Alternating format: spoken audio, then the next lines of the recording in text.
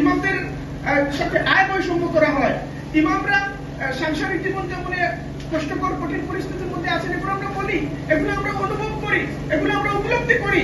কিন্তু এর স্থায়ী নিরসনের জন্য 3 স্তরের পদক্ষেপ নিতে হবে।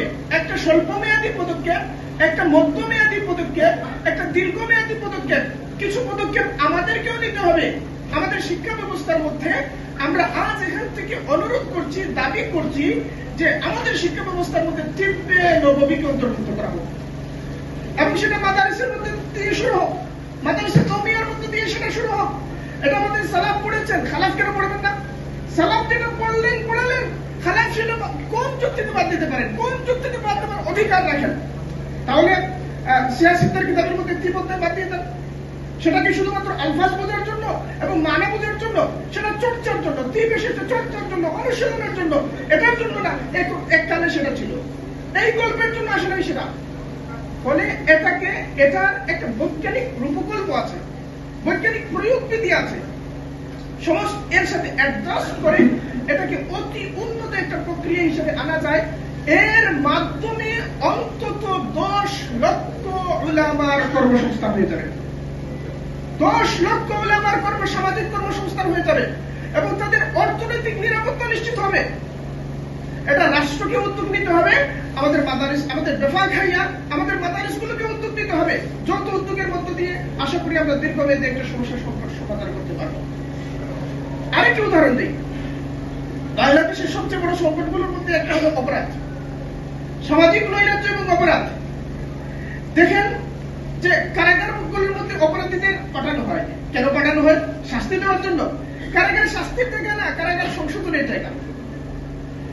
আমাদের দেশে কারাগার সম্পর্কিত দৃষ্টিভঙ্গিটাই বল, মনে করা হয় যে কারাগারে তাকে পাঠাতে হবে এবং শায়েস্তা করতে হবে। আরে ভাই, শায়েস্তা করলে সে তো সংশোধন হচ্ছে না, সে চুর হিসেবে কারাগারে যায়, ডাকাত হিসেবে বেরিয়ে আসে, ডাকাত হিসেবে যায়, খুনি হিসেবে, সিরিয়াল কিলার হিসেবে বেরিয়ে আসে। তাহলে কি করতে হবে? কারাগারে যারা আছে এই অপরাধের সাথে যুক্ত মানুষগুলোর সংশোধনের জন্য ব্যবস্থা নিতে হবে। যতগুলো কারাগার আছে এই কারাগারের মধ্যে তাদের জন্য সাপ্তাহিক তালিমের ব্যবস্থা করতে হবে, তারবিয়াতের ব্যবস্থা করতে হবে। সেখানে রাষ্ট্রীয় উদ্যোগে আইমাই মাসাজিদকে নিয়োগ দেওয়া যায় এবং এর মধ্য দিয়ে তাদের অর্থনৈতিক নিরাপত্তা নিশ্চিত করতে হবে, এবং কারাগারে যারা আছে তাদের স্থায়ী সংশোধনের ব্যবস্থা হবে। আমাদের সামাজিক সচেতনতার নানা খাতে সরকার কোটি কোটি টাকা বিনিয়োগ করেছে, ব্যয় করেছে, এবং এই সব জায়গায় সামাজিক সচেতনতার খাতে অর্জন একেবারে শূন্য বলা যায়। শুধুমাত্র একটা খাতে অর্জন আছে, সেটা হলো জনসংখ্যা কমানো। জনসংখ্যা কমাইতে কমাইতে এখন অবস্থা এমন হয়েছে, এখন উল্টো দিকে ঘুরতেছে। তো বাংলাদেশের মতো সীমিত ভূখণ্ডে এটার একটা প্রচারণের একটা বাস্তবতা ছিল, কিন্তু অন্যান্য খাতে, নৈতিক খাতে আপনার অর্জন নাই, নৈতিক অবক্ষয় প্রতিরোধে আপনার অর্জন নাই, অপরাধ দমনে আপনার অর্জন নাই, মানবাধিকার উন্নয়নে সচেতনতা বৃদ্ধিতে আপনার অর্জন নাই, শিক্ষার ক্ষেত্রে ধর্মীয় শিক্ষার সাথে বাস্তব আচরণের সমন্বয়ের প্রশ্নে আপনার অর্জন নাই। শুধু ওই একটা জায়গায় আপনার উল্লেখযোগ্য পরিমাণে অর্জন। কেন? কারণ হচ্ছে যাদেরকে এই খাতে নিয়োগ করা হয় তাদেরকে কিছু প্রশিক্ষণ দেওয়া হয়, কিন্তু যে নৈতিকতার কথা তারা প্রচার করেন ওই নৈতিকতার বাস্তব অনুশীলন তাদের জীবনে নাই। ওলামায়ে কেরাম হচ্ছে একটা জামাত যারা মানুষের অধিকারের প্রশ্নে, নারীদের অধিকারের প্রশ্নে, শিশুদের অধিকারের প্রশ্নে কেবলমাত্র মুখস্থ বিদ্যা চর্চা করেন না, ধর্মীয় নৈতিকতার বোধও তারা লালন করেন।